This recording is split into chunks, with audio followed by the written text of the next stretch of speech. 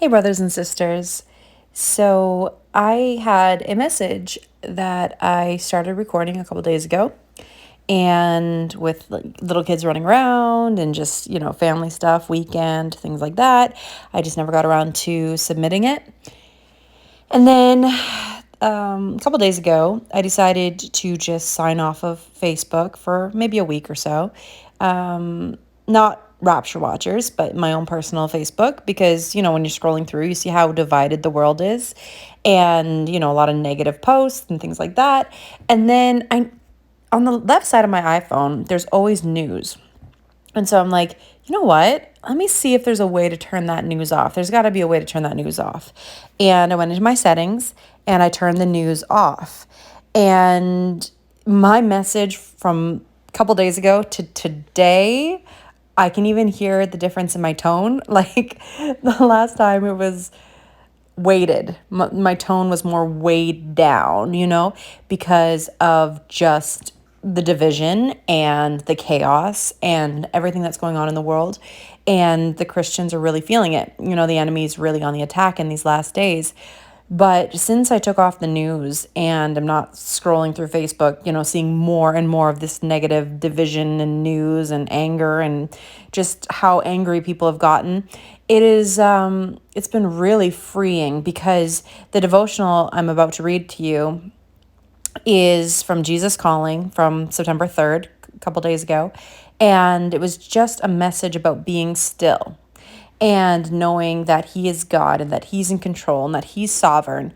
And I just feel so much more uplifted and free, instead of just constantly focusing on bad news, bad news, bad news.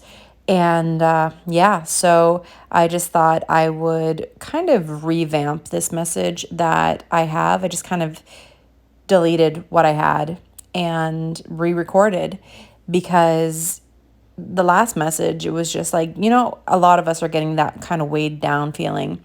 And, Bro Chad and I have been talking from time to time, and we just feel like we are on repeat. How, like, on music on your phone, there's a shuffle button and a repeat button. We're just constantly repeating the same messages because we are that close to the rapture of the church. And the message stays the same, but the frequency of the birth pangs are that much higher. So read Romans 8:22 through 25. I'm not going to read it to you today, but it's right there on the screen if you want to pause it. And it really explains this groaning that we're all feeling in these last days. So this is where I left off with the devotional, so I'm going to stop my voice clip now. So this message is from Jesus Calling. Let the dew of my presence refresh your mind and heart. So many, many things vie for your attention in this complex world of instant communication. The world has changed enormously since I first gave the command to be still and know that I am God. However, this timeless truth is essential for the well-being of your soul.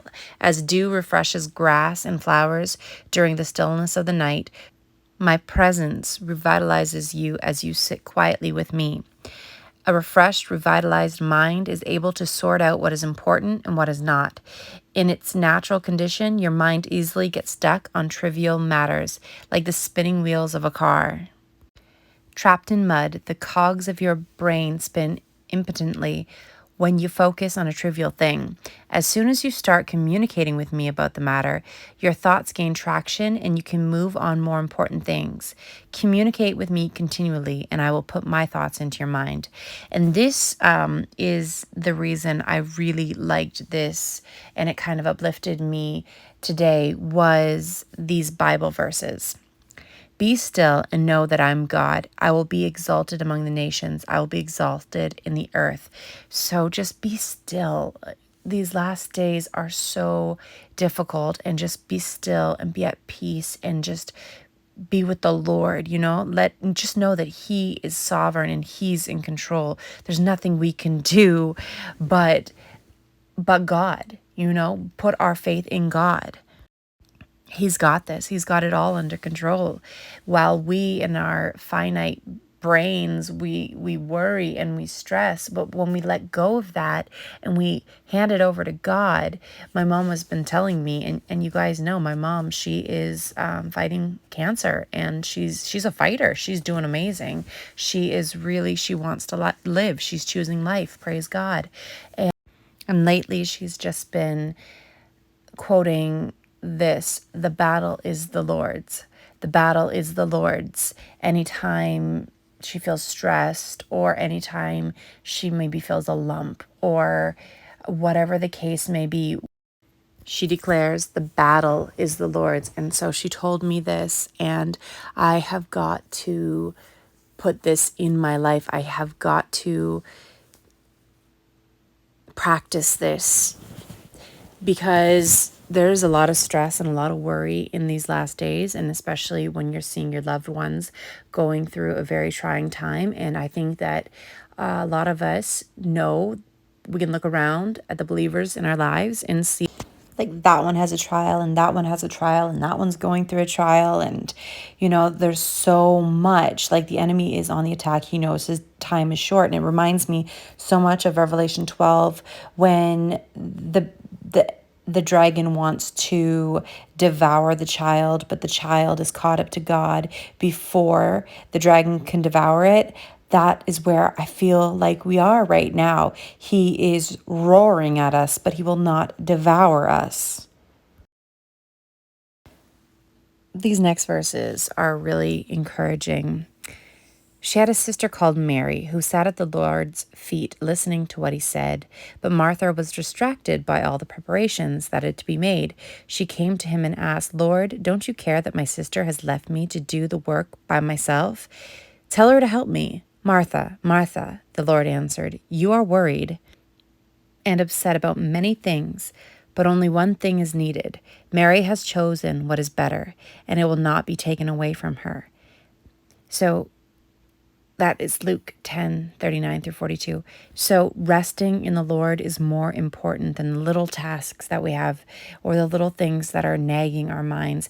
Resting in the Lord is so important, and God makes it very clear in that chapter. And then the last verse from this Jesus Calling devotional: "For God is not the author of confusion, but of peace, as in all of the churches of the saints." He is not the author of confusion. Who's the author of confusion? That is Satan. So if you're confused about something, know that that's the enemy's work. God gives us peace, and the enemy gives us confusion. So just trust in the Lord. I know that these days are very difficult. I'm feeling it. We're all feeling it. So that was last few clips, starting with the devotional I had made back on September maybe 4th. I don't think I made the actual video on September 3rd, but it was a devotional that stuck with me, and I wanted to talk about it. And yeah, but since I've shut off the news and didn't let all that lies and deceptions and negativity into my mind, and I'm just being still and know that God is in control and things like that, oh my goodness, it makes such a difference. Like, it makes such a difference. I know we are to be informed in these last days, and I am, still watching Pastor JD and things like that. Like, I understand the prophecies that are coming to pass before our eyes all around the world. It's very evident that we are in a very late hour. But in these last days, I'm just going to trust in the Lord with all my heart, lean not on my own understanding. In all my ways, acknowledge him, and he will make my path straight. Let's trust in God. Let's have faith and know that he will fulfill his promises. God bless you all. Love you all so much. See you on a cloud real soon. Maranatha.